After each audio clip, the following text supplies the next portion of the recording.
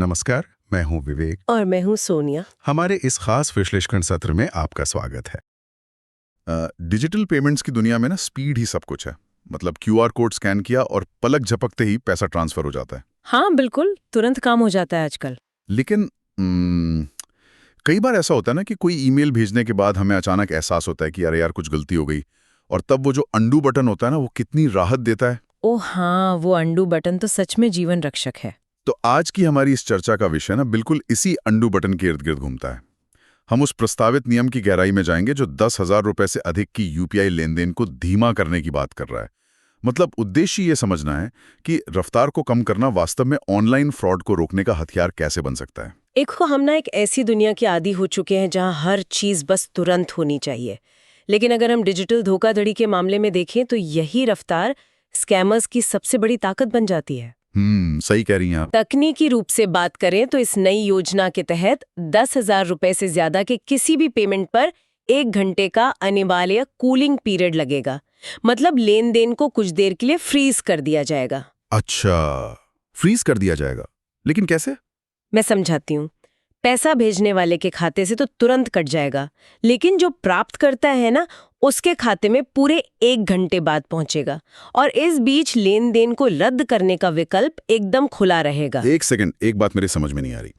अगर मेरे खाते से पैसे तुरंत कट ही गए तो कोई भी आम इंसान तो वैसे ही घबरा जाएगा ना। फिर इस 1 घंटे के इंतजार का असल फायदा ही क्या हुआ? यहीं पर असली खेल है।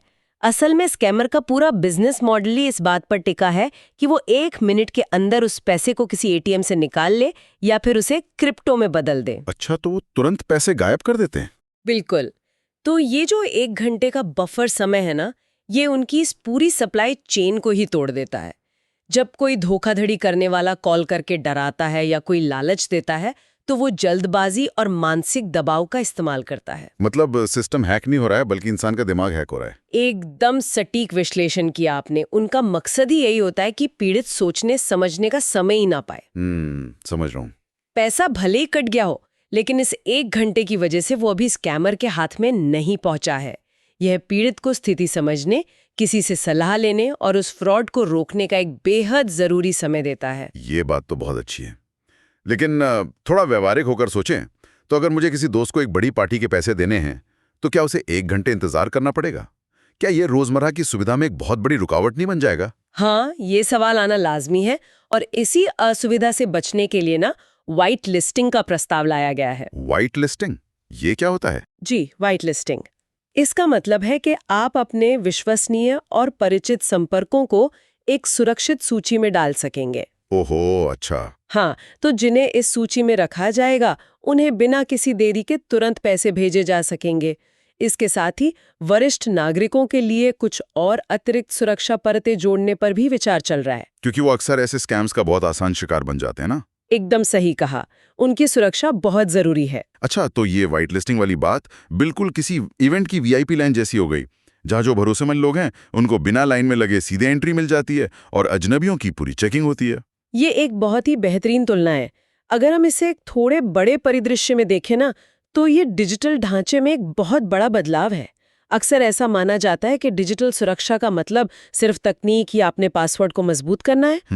बिल्कुल। लेकिन ये कदम दिखाता है कि अब मानवीय व्यवहार की जो कमियां हैं, उनको ध्यान में रखकर भी सुरक्षा तय की जा रही है। इसका सीधा सा अर्थ ये है कि भविष्य में डिजिटल सुरक्षा का मतलब सिर्फ हमें हैकर से बचाना नहीं रह जाएगा, बल्कि दबाव में लिए गए जो हमारे अपने गलत फैसले होते हैं, उनसे भी हमें बचाना होगा। बिल्कुल उसी ईमेल के अंडू बटन की तरह जो मैंने शुरू में कहा था। बिल्कुल। और इसके साथ ही ना एक बहुत ही दिलचस्प सवाल भी खड़ा होता है जिस पे हमें सोचना चाहिए। वो क्या? अगर 10,000 रुपए से ऊपर के लेन देन इस नए नियम से सुरक्षित हो जाते हैं, तो क्या धोखाधड़ी करने वाले अपना ध्यान 10,000 रुपए से कम के कई छोटे छोटे लेन देनों की ओर नहीं मोड़ देंगे? अरे हाँ, ये तो मैंने सोचा ही नहीं। क्या वे 9,999 रुपए के कई ट्रांजैक्शन करवाना शुरू कर देंगे? और तब हमारा सिस्टम इस नई रणनीति को कैसे पकड़ेगा? ये सच में एक बड़ा सवाल है जिस पर सोचने की जरूरत है। अभी के लिए बस इतना ही। मिलते हैं अगले वीडियो में।